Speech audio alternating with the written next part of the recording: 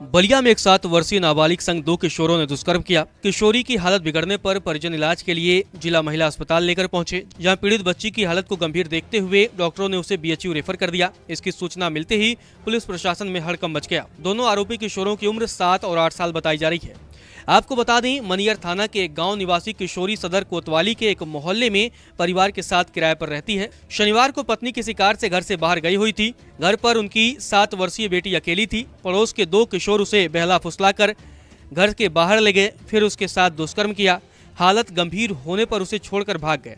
जब मां घर पहुंची तब बच्ची की हालत बिगड़ने पर मां उसे लेकर हल्दी थाना स्थित बहन के यहाँ पहुंची। इसके बाद बच्ची को इलाज के लिए परिजन सामुदायिक स्वास्थ्य केंद्र सोनवानी ले गए।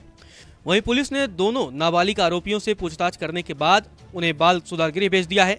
बलिया के एसपी विक्रांत वीर ने बताया कि पीड़ित बच्ची को बेहतर इलाज के लिए बीएचयू भेज दिया गया। थाना कोतवाली जनपद बलिया में आज दिनांक 21 तारीख को रात्रि में सूचना मिली कि एक पीड़िता है जिसकी उम्र लगभग 7-8 साल है, उसके साथ दुष्कर्म की घटना हुई है। तत्काल मेरे द्वारा और पुलिस टीम के द्वारा जो पीड़िता जो कि महिला अस्पताल में थी वो वहाँ पहुँचा गया और पीड़िता से और उसके परिवारजनों से और डॉक्टरों से वार्ता की गई है। और डॉक्टरों ने बताया कि उसकी स्थिति ठीक है, लेकिन उसको अच्छे इलाज के लिए बीएचयू रेफ़र किया गया है। उसके बाद हम लोग के द्वारा घटनास्थल का मुआयना किया गया। परिजनों के द्वारा तहरीर आ गई है जिसमें उन्होंने 2 बाल अपचारी जिनकी उम्र 7 और 8 साल है उनका नाम दिया है। उनको चिन्हित कर लिया गया है, उनसे पूछताछ की जा रही है, अग्रिम विधि कार्रवाई की जा रही है। वहीं पीड़ित बच्ची की मां ने कहा कि मैं घर पर पहुंची थी तब मेरी बेटी की हालत गंभीर थी। उसने बताया कि पड़ोस के 2 लड़कों ने मेरे साथ गलत काम किया है, इसके बाद भाग गए हैं।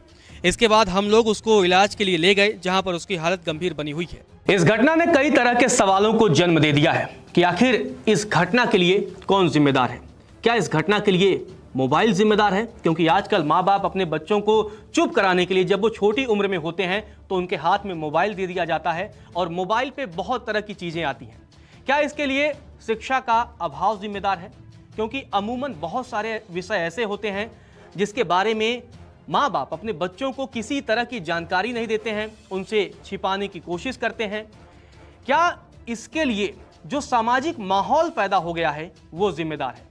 क्योंकि इस तरह की घटनाएं लगातार देखने और सुनने को मिल रही हैं, जिससे बच्चों की मानसिकता पर प्रभाव भी पड़ सकता है। क्योंकि आए दिन अखबार हो, टेलीविजन हो या सोशल मीडिया हो, हर जगह रेप और बलात्कार की घटनाओं की खबरें सामने आती रहती हैं। तो जाहिर सी बात है कि जब छोटा बच्चा वो सुनता है, देखता है, तो उसके मन पर भी इस तरह का दुष्प्रभाव पड़ता है। तो क्या ये भी जिम्मेदार है? और इस घटना के लिए क्या सजा होनी चाहिए? क्योंकि आरोपियों की उम्र महज 7 और 8 साल है। जब आरोपी बालिग होते हैं तो उनके लिए उम्र कैद है, जेल की सजा है। इसके अलावा उनको कई सारे ऐसे मामले हैं जहां फांसी तक की भी सजा दे दी जाती है। तो इस मामले में क्या सजा होनी चाहिए? निश्चित तौर पर जब जज इस मामले की सुनवाई करेंगे तो वो भी कंफ्यूज हो जाएंगे कि इन आरोपियों को क्या सजा दी जाए। क्योंकि पुलिस ने उनको बाल सुधार गृह में तो भेज दिया है, लेकिन इस तरह की घटनाओं को रोकने के लिए और क्या कदम उठाए जा सकते हैं कि छोटी छोटी उम्र के बच्चे इस तरह की दरिंदगी कर रहे हैं। इस तरह की घटनाओं को रोकने के लिए और क्या क्या बदलाव किए जा सकते हैं कानून में, आप कमेंट करके हमें जरूर